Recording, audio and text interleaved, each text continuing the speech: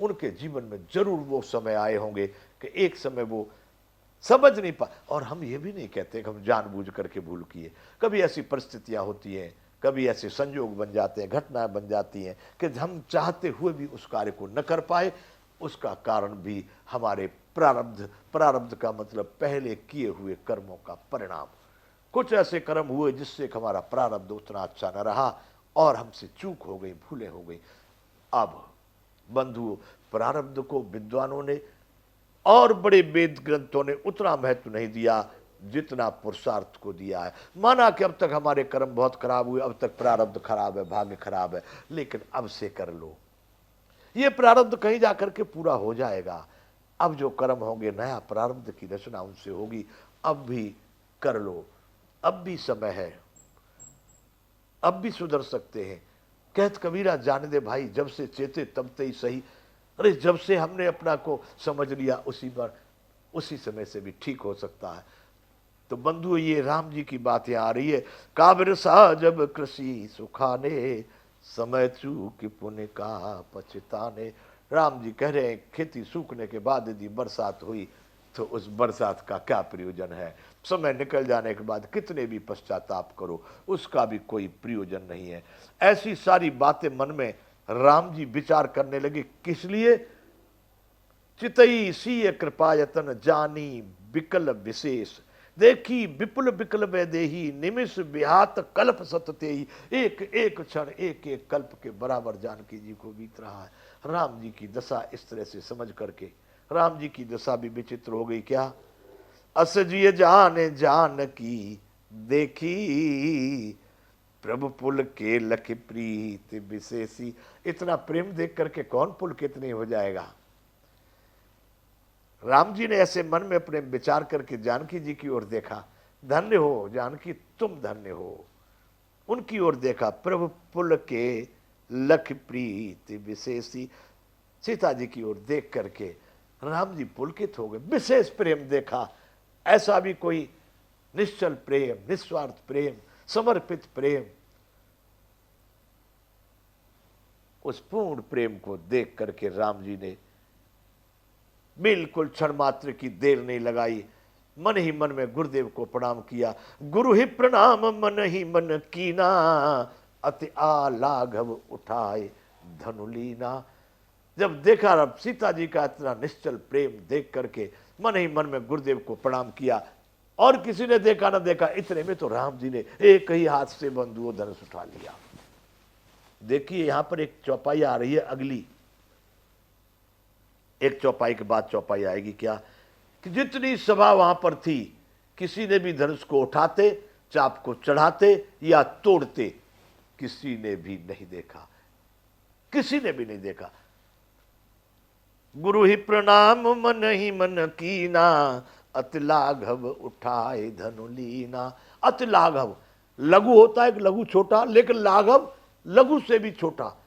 जैसे कि कोई सीता जी ने जो विनय की थी, कैसा? कमल लाल की तरह से हल्के हो जाओ, ऐसा ही कमल लाल की तरह से राम जी ने धनुष उठा लिया। बंधुओं, दम के दामे ने जिमे जब लयऊ, पुण्य नभ धनु मंडल मय भयऊ। जब राम जी ने धनुष को हाथ लगाया, उठाया, तो आकाश में बरसात में आपने देखी बंधु, बिजली चमकती है। कोई देख सकते हो उस बिजली की तरफ? किसी की सामर्थ्य बिजली को देख सके? नहीं देख सकते। तो दम के दामने जिम जब लयऊ, जब राम जी ने लिया था तो वो बिजली की तरह से एकदम चमका। और पुण्य नभ धनु मंडल में भयऊ, फिर पूरा आकाश मंडल मंडलाकार हो गया। वो बिजली का सा प्रकाश पूरे आकाश मंडल में छा गया। अब बताओ कोई कैसे देख पाता? इसलिए यहां पर अगली चौपाई में लिख दिया कि लेत चढ़ावत खेचत गाढ़े, अरे काऊ न लखा देख सब ठाड़े। राम जी ने कब लिया धनुष को, और कब चढ़ाया, और कब खींचा, और कब टूट गया, किसी ने नहीं देखा। लेत चढ़ावत खेचत गाढ़े, काउन लखा देख सब ठाड़े। अर्थात ये तीनों काम इतनी फुर्ती से हुए कि धनुष को कब उठाया, कब चढ़ाया, कब खींचा, इसका किसी को पता नहीं लगा। लोगों ने क्या देखा? देख सब ठाड़े, सबने देखा कि राम जी जैसे तैसे ही खड़े। धनुष कब उठा, कब चढ़ा, कब टूटा, सब खड़े हुए देखे राम जी को। बस ते ही छन राम मध्य धनु तोरा,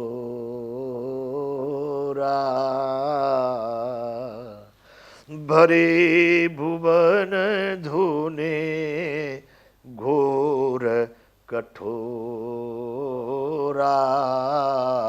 उसी क्षण के मध्य में राम जी ने उस धनुष को तोड़ दिया। बंधु लेत चढ़ावत खेचत गाड़े, काउन लखा देख सब ठाड़े। सब देखते रह गई ये सारी कहानी क्यों हुई। अस जिय जान जान की देखी, प्रभु पुर के लख प्रीत विशेषी। गुरु प्रणाम मन ही मन कीना, अति लाघव उठाए धनु लीना। दम के उदामन जिमि जब लयऊ, पुन नव धनु मंडलमय भयऊ। लेत चढ़ावत खेचत गाड़े, काउन लखा देख सब ठाड़े। तहि क्षण राम मध्य धन तोरा, भयऊ भुवन धुनि घोर कठोरा। बंधुओं, भयंकर कठोर ध्वनि हुई सारे लोग उस आवाज से। इतनी आवाज हुई, 2-4 किलोमीटर नहीं, इसमें लिखने के अनुसार सभी लोगों में आवाज पहुंची। बंधुओं, क्या विश्वास करे कि गलटब बातें होंगी, वो पूरे संसार में भी आवाज पहुंच जाना, अरे एक देश में, एक प्रदेश में, एक जिला में भी पहुंच जाना।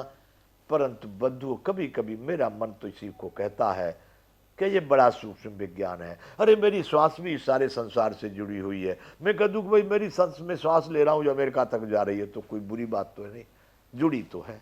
तो बंधु, वो ध्वनि भी सारे संसार में जुड़ी है। उन पुरुषों की, उन विद्वानों की, वैज्ञानिकों की, ऋषि मुनियों की, और फिर उन परमात्मा स्वरूप लोगों की तो बात ही क्या है। अवश्य सारे ब्रह्मांडों में आवाज पहुंच गई होगी। उनकी करनी सब अलौकिक होती थी। भरे भुवन धन घोर कठोरा, भरे भुवन घोर कठोर, रवि रवि बाज तजमा रघु चले। यहां लिखा है घोर कठोर शब्द से सब लोग भर गए। सूर्य के घोड़े मार्ग छोड़ करके चलने लगे। पूर्व से पश्चिम को चलते हैं ना सूर्य नारायण, तो बताते हैं कि पूर्व से पश्चिम को जाते जाते उत्तर दक्षिण को भागने लगे। उस आवाज को सुन करके, इतनी भयानक आवाज कि सूर्य नारायण के घोड़े भी अपना मार्ग बदलने लगे। चिक्कर है दिग्गज डोले मही अहि कोल कूरम कलमले। जबकि लक्ष्मण जी ने पहले ही सावधान कर दिया था, 12 कछुए और इन सबको सावधान किया था पहले लक्ष्मण जी ने। फिर भी दिग्गज चिक्कारने लगे, धरती डोलने लगी, शेष 12 और कच्छप कलमलाने लगे, अकुलाने लगे, क्या हुआ क्या हुआ। सबका धीर धोल गया। सुर असुर मुनि कर कान दीने, सकल बिचल बिचारही।